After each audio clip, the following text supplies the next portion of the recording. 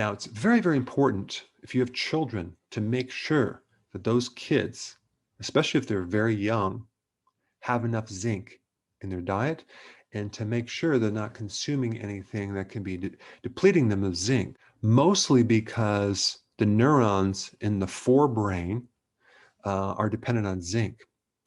That's the part of the brain that's involved in the cognitive processes, thinking, memory, speaking. There's two very interesting studies that show the link between having a zinc deficiency and experiencing neuropsychological problems, especially reasoning. Now, reasoning has to do with thinking about something in a logical, sensible way. Now, if you have teenagers, by the way, you may have experienced some lack of reasoning occasionally.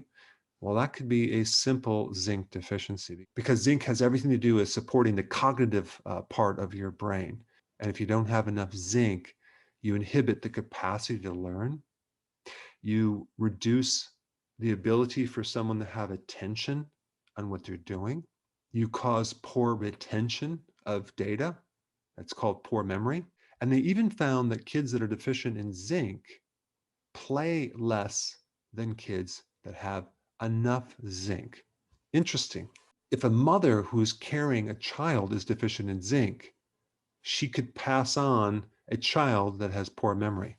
So it's very, very important if you're pregnant to take zinc, if you're breastfeeding to take zinc, and as a child to take zinc. Now, I think it's probably very important to talk about what depletes zinc more than taking zinc, because the number one reason why kids are deficient in zinc is because of phytic acid.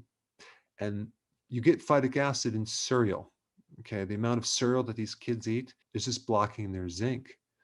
Cereal, corn chips, popcorn, soy products. It's in so many different things.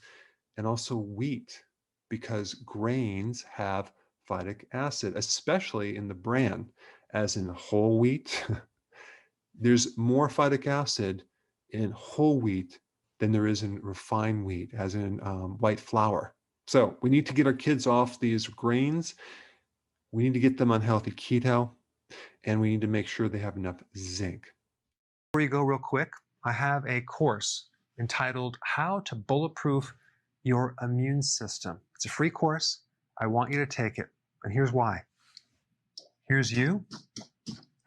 Here is your environment. Everyone is focused on this over here, avoiding your environment. But what about here? What about strengthening your immune system? That's what's missing. This course will show you how to bulletproof yourself, and so you can tolerate and resist your environment much better by strengthening your own immune system. I put a link down in the description right down below.